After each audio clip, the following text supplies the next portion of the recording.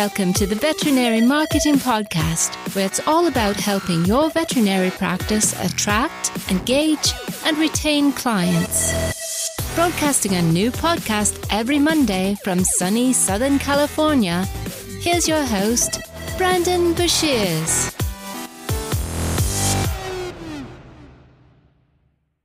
Hey there, everybody. Welcome to episode number 114 of the Veterinary Marketing Podcast.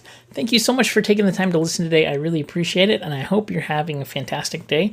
Today, we're going to be covering what should you be working on for your marketing. A lot of times, people don't know what they should be working on.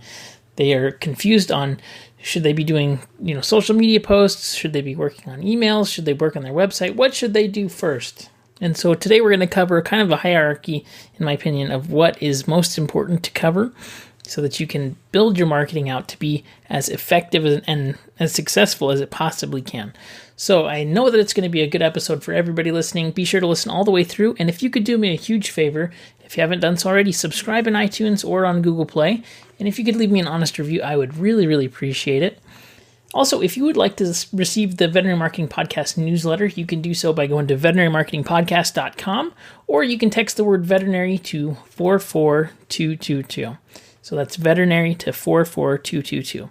Also, be sure to connect on Facebook, LinkedIn, Twitter, Snapchat. Wherever you like to connect, I'm there. Also, I'd like to mention that this episode is being sponsored by snoutschool.com. Do you ever feel like you're wasting time with your veterinary hospital's social media efforts? Veterinary practice manager Danielle Lampert has put together a list of 5 awesome social media tools that every hospital needs to succeed. Danielle is dedicated to teaching veterinary hospitals to use social media via her website, snoutschool.com. So go to snoutschool.com/Brandon to get her list of 5 must-have social media tools now. You'll learn how to create professional-looking social media graphics, you'll save time by scheduling posts, and you'll find where your clients are spending time online. Not only that, she's got great tips to get your whole veterinary team to understand the importance of social media. So head on over to snoutschool.com/Brandon to get the 5 must-have social media tools for your practice today. That's snoutschool.com/BRANDON. All right, so let's get into today's episode. Where should you start with your Facebook marketing? Where should you start with marketing? Facebook marketing is definitely a piece of that. But I'm sure if you're busy running a practice or busy working in a practice, maybe you don't know where to begin. And so I think it's something that's important that we should cover for sure.